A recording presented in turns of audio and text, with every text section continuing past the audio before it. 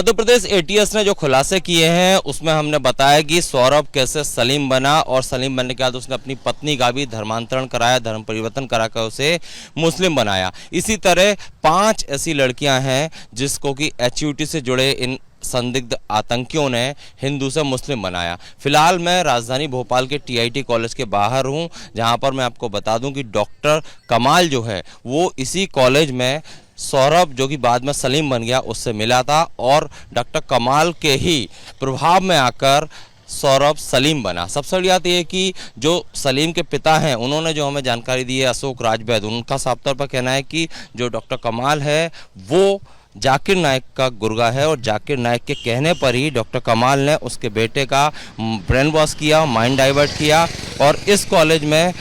ही doctor कमाल के प्रभाव में उसका बेटा आया था। मध्य प्रदेश एटीएस ने जो खुलासे किए हैं उसमें हमने बताया कि सौरभ कैसे सलीम बना और सलीम बनने के बाद उसने अपनी पत्नी का भी धर्मांतरण कराया, धर्म परिवर्तन कराकर उसे मुस्लिम बनाया। इसी तरह 5 ऐसी लड़कियां हैं जिसको कि एचयूटी से जुड़े इन संदिग्ध आतंकियों ने हिंदू से मुस्लिम बनाया। फिलहाल मैं राजधानी भोपाल के टीआईटी कॉलेज के बाहर हूं, जहां पर मैं आपको बता दूं कि डॉक्टर कमाल जो है वो इसी कॉलेज में सौरभ जो कि बाद में सलीम बन गया उससे मिला था और डॉक्टर कमाल के ही प्रभाव में आकर सौरभ सलीम बना। सबसे बड़ी बात यह है कि जो सलीम के पिता हैं उन्होंने जो हमें जानकारी दी है, अशोक राजवैद, उनका साफ तौर पर कहना है कि जो डॉक्टर कमाल है वो जाकिर नाइक का गुर्गा है और जाकिर नाइक के कहने पर ही डॉक्टर कमाल ने उसके बेटे का ब्रेन वॉश किया, माइंड डाइवर्ट किया और इस कॉलेज में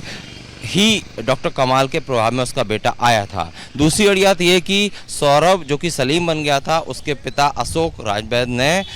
कॉलेज प्रबंधन को, इसी टीआईटी कॉलेज को लिखित शिकायत की थी कि इस कॉलेज में धर्मांतरण का खेल चल रहा है, जैसे कि डॉक्टर कमाल जो है वो संचालित कर रहा है गुपचुप तरीके से। इसके बाद कॉलेज प्रबंधन ने तुरंत ही सलीम और उसकी पत्नी जो कि हिंदू से मुस्लिम बन गए थे, जो कि एचयूटी के सक्रिय सदस्य रहा है सलीम, उसको इस कॉलेज से, यहाँ पर चूँकि वो फैकल्टी था, पढ़ाता था, यहाँ से निकाल दिया गया। हालांकि इसके बाद अब जब हम यहाँ पर ग्राउंड रिपोर्ट करने आए, इन्वेस्टिगेशन करने आए, तो जो फैकल्टी है उन्हें बहुत ज़्यादा जानकारी नहीं है, क्योंकि करीब